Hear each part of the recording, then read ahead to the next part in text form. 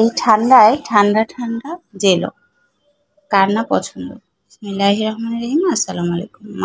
মাত্র 2টি ডিম দিয়ে আমি এই জেলোটা তৈরি করব। আর জেলোটা কিন্তু খুবই ইজিভাবে তৈরি করব। দেখতেই পাচ্ছেন 2টা ডিম দিব।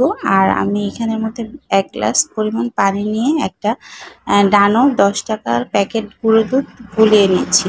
এখানে আমি এই প্যাকেট গুঁড়ো দুধ আর ডিম দিয়েই আমি এটা বানিয়ে নেব। এখন আমি খুব ভালো করে 2টা মিক্সড করে নিচ্ছি।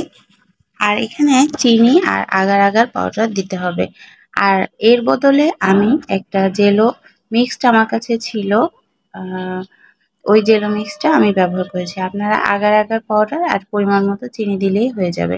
এটা কিন্তু খালি আমি চুলাতে রান্না করেই জমিয়ে নিব, কোনো ফ্রিজে রাখবো না। আর আপনারা চাইলে অবশ্যই এটা ফ্রিজে রেখে ঠান্ডা ঠান্ডা পরিবেশন করতে পারেন। যেহেতু আমার মেয়ের ঠান্ডা লেগেছে, তো আমি এটা সাথে সাথে জমিয়ে 2-3 ঘন্টার মধ্যে আমার মেয়েকে খাওয়াতে পারবো। এই যে দেখতেই পাচ্ছেন, এখানের মধ্যে আমি ডিমটাকে ভালো মতো গোলানোর জন্য অর্ধেক ডিম নিয়েছি, বেশি অর্ধেক দুধ দিয়ে দিয়েছি, বেশি পরিমাণ দেইনি। আর আমি এই জেলো মিক্সটা দিয়ে দিব। এই জেলো মিক্সের মধ্যে কিন্তু চিনি, রং আর সাথে আগার আগার পাউডার তিনোটাই থাকবে। আর আপনারা চাইলে আলাদা আলাদা করে এটা দিয়ে দিতে পারবেন, কোনো সমস্যা নেই।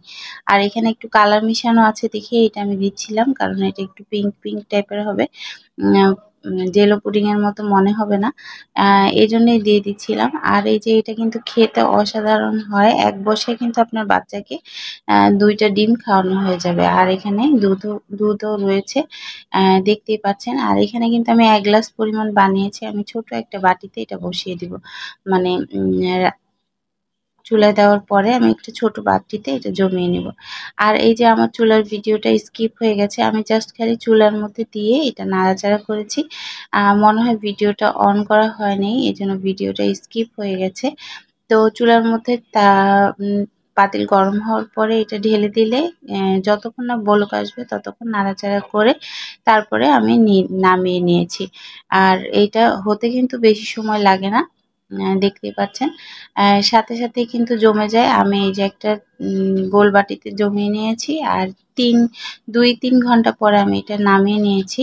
মানে সন্ধ্যার সময় বানিয়েছিলাম, 9টার সময় মনে হয় আমি এটা নামিয়ে নিয়েছি। দেখতেই পাচ্ছেন কি সুন্দর, একদমই সুন্দর হয়েছে সাইজটা। আর সাইজটাও সুন্দর হয়েছে। ইমার্জেন্সি বাচ্চাদের, বড়দের, যেকোনো কাউকে এটা বাটিতে জমিয়ে দিয়ে দিতে পারবেন। সবাই ভালো থাকবেন, সুস্থ থাকবেন। আল্লাহ হাফিজ। আসসালাম।